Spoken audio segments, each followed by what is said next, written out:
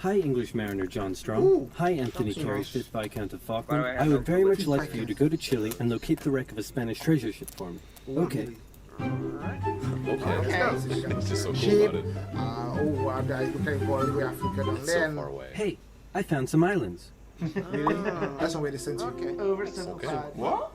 The English were probably not the first to discover the Falklands, but they were the first to write it down. They found it to be cold, wet, and miserable.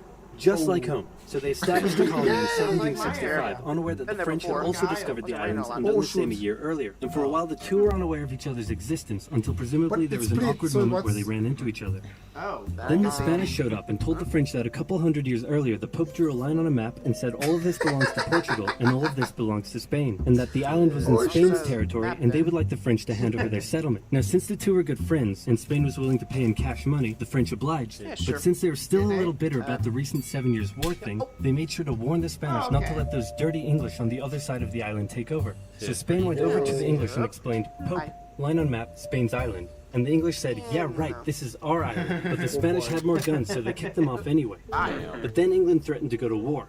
So Spain went to their friends in France and said, hey, it looks like stuff is about to go down. You in on this? And the French Minister of War said, yeah, and we'll launch a full-scale invasion of England and party like it's 1066. But then King Louis XV said, 1, you're insane, and 2, you're fired. Sorry, Spain, we're not ready for a war right now. So Spain had to give the English their settlement back, saying it's still our island. And the English said, no, it's our island. Then some colonists in North America got a bit rowdy, so the English had to leave their settlement to go focus on that. But they left behind a plaque that said this is totally still our island. So the island was in Spanish hands. But then a French guy, no, not that one, turned in Spanish, took over most of the country, and captured King Ferdinand VII. And in response, the Spanish colonies in South America started vying for independence. So Spain had a little bit on its hands and also had to leave the islands.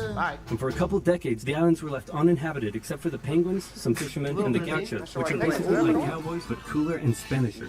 A merchant from Hamburg, living in the now independent United Provinces of the Rio de la Plata, heard about the feral cattle roaming the Falklands and thought it would be a good way to make some money. So he got permission from both Buenos Aires and the British government to set up trade there as a private venture. Some American ships came down and began hunting whales and seals around the islands, and René wasn't too happy about it. So he asked Buenos Aires for some military assistance in defending the islands, but Buenos Aires said, meh, do it yourself, gave him some weapons, and appointed him governor of the islands. So he seized the US ships and arrested their crews. In response, two things happened. First, America came down and said, nice settlement you have there. Would be a shame if someone destroyed it. And then they destroyed it.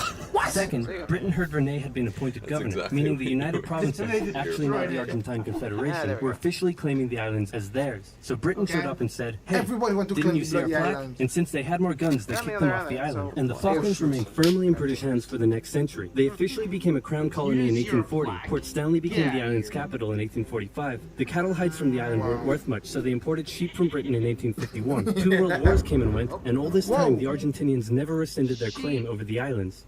Now it's 1976, and after a couple civil wars, a new brutal military dictatorship sponsored by the US fight against communism has taken control in Argentina, and by 1981, this guy was in power. The economy had been struggling for a long time, and Galtieri had been unable to improve the situation. Now if you ever find yourself the brutal military leader of a struggling South American country, and you start getting into hot water, here's a bit of advice that has been tried and tested throughout the centuries. Start a war to distract everyone from their misery. Galtieri knew how popular he would be if he could finally take back Argentina's last Malvinas from the occupying British. There had been proposals to cut British military spending, and the ice patrol vessel HMS Endurance had been withdrawn from the area. So the Argentinians assumed the British may not even bother doing anything about the invasion. After easily capturing the largely uninhabited South Georgia island, 600 Argentine troops were sent to the Falklands. The small number of Royal Marines and other British forces stationed there put up a small amount of resistance, but in the end had to surrender to the larger Argentine force. Crowds in Argentina celebrated the news, but they were wrong to assume the British would do nothing, because the person in charge of the United Kingdom at the time was this guy. Thatcher was a somewhat controversial prime minister, but whether you loved her or hated her, there was no denying that she was tough. Like metal. Iron, for example. She immediately declared an exclusion zone around the islands and organized for a task force of over 100 ships to set sail for the Falklands. The United Nations expressed concern at the Argentine invasion. All South American nations apart from Chile backed Argentina. And since the United States had propped up the Argentine dictatorship, Reagan went to Thatcher and said, could you maybe just let them have the islands? And Thatcher said no. Ooh, Patches had Okay, boy. here, have some weapons. Fighting a war over 8,000 miles from home was a logistical challenge for the British. They requisitioned civilian cruise ships and containers, and they used British-owned Ascension Island as a forward base. By the time they arrived at the Falklands in May, the Argentine forces had had time to entrench themselves. The first task for the British was to gain control of the seas, which they did easily. On the 2nd of May, a British submarine sank an Argentine cruiser. The sinking was controversial, as it occurred outside the British exclusion zone. It was also the largest loss of life in a single incident during the war.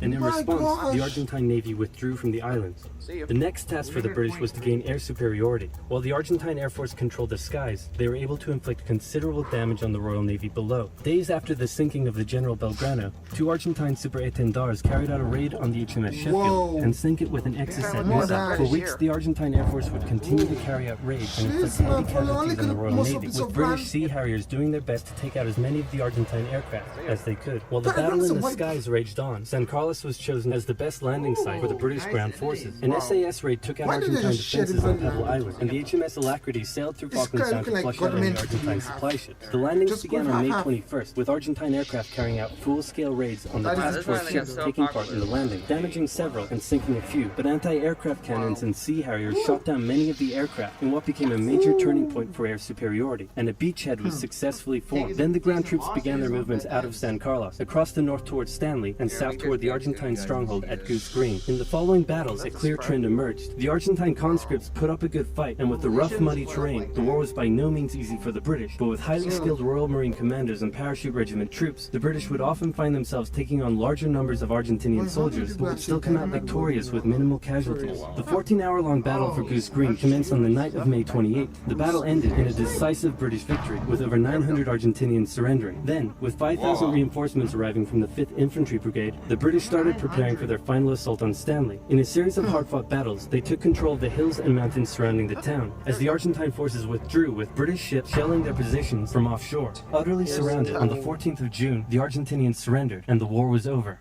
The 2-month-long war claimed hundreds of lives and left the island strewn with minefields that still pose a problem to this day. Argentina still claims the island, but in 2013 a referendum was held, and the islanders voted 99.8% in favor of remaining British. Plus, oil was just found near the island, so the British probably aren't going to give them up anytime soon. Economics. What are we gonna do? Oil?